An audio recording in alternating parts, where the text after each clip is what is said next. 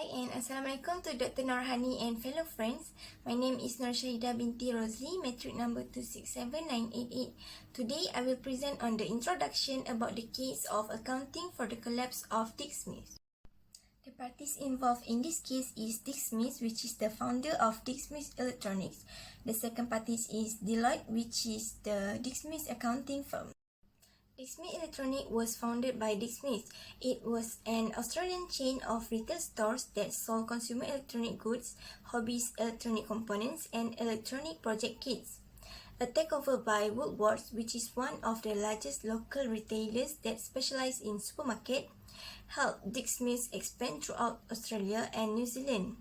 Dick Smith operated close to 400 stores in the region. In 2016, Dick Smith was placed under administration by its creditors after it could not repay its loans. In liquidation, online retailer Kogan acquired the brand for online retail, but all the physical stores were closed. Following that is a timeline of Dick Smith's operation from its founding to its insolvency. Dick Smith was one of the largest consumer electronics retail chains in Australia. In 1968, Dick Smith Electronics began its operation. The eponymous founder started to commercialize his hobby of installing and servicing car radios in a neutral bay car park. In 1980, Dick Smith sold 60% of its shares to Woolworths, a large Australian retailer that specialized in supermarkets. A takeover by Woolworths helped Dick Smith expand throughout Australia and New Zealand. Woolworths provided the necessary expansion capital, and Dick Smith eventually operated with over 130 stores by 2000. Dick Smith continued to grow and gain market share from other retailers such as Harvey Norman and JB Hi-Fi by reducing costs. The competitive retail environment forced Harvey Norman, which provided free financing of up to 4 years, to reduce its marketing activities. In 2011, a profit downgrade for Woolworths led to a strategic review. Then he decided that competing in the weak consumer and electronics sector was not worth the hassle and sought a divestment. In 2012, the competitive market became fiercer. The challenging consumer electronics sector led Woolworths to divest the company and sold to other company. The company was sold to Australian investment firm Encourage Capital Partners. In 2013, the private equity firm Encourage oversaw a successful turnaround that led to an initial public offering in that year. In 2014, Encourage divested its entire Dick Smith stake. In 2016, Dick Smith became insolvent when it could not repay the loans owed. There were several factors that contributed to the collapse of Dick Smith. The retail landscape in Australia was changing rapidly as several consumer retailers collapsed.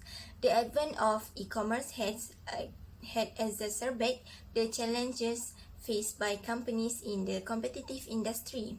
Dick Smith, a large consumer electronics retailer, suffered from the online competition. In the fast-moving consumer electronic industry, some of inventory became obsolete and had to be written off. And there are certain issues in the inventory accounting that gives impact to Dick Smith. The shock of Dick Smith's misfortune and the unusual circumstances surrounding its demise prompted a parliamentary hearing. In the end, shareholders sued members of Dick Smith's senior management for negligence. Later on, another lawsuit was filed against Deloitte, Dick Smith's accounting firm, for not discovering discrepancies in the inventory accounting. Dick Smith also experienced falling sales as consumer demand started to change. Despite losing market share, Dick Smith continued to borrow to fund its aggressive store expansion strategy. The bank and suppliers sensed the red flags and stopped extending the credit to the Dick Smith.